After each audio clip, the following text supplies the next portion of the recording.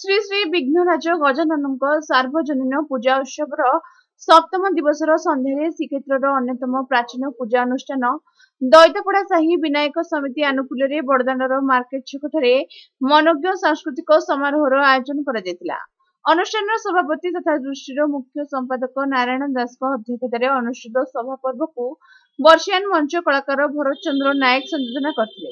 कार्यक्रम रे पुरीर युव विधायक सुनील कुमार महांती मुख्य अतिथि एवं प्राक्तन पौर सदस्य भक्तचरण दास सम्मानित अतिथि भाव जोग देथिले। अनुष्ठान संपादक विशिष्ट नाट्य निर्देशक तथा दैतपड़ा साही सान मठर मठाधीश अध्यापक डॉक्टर वैष्णव चरण दास विवरणी उपस्थापना करी अनुष्ठान परंपरा और इतिहास संपर्क में मार्गदर्शन कराइथिले।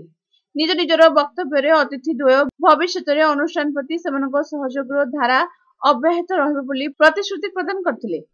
एही अवसर में अनुष्ठान प्राक्तन संपादक श्रीधर लेंगा को संबोधित करा।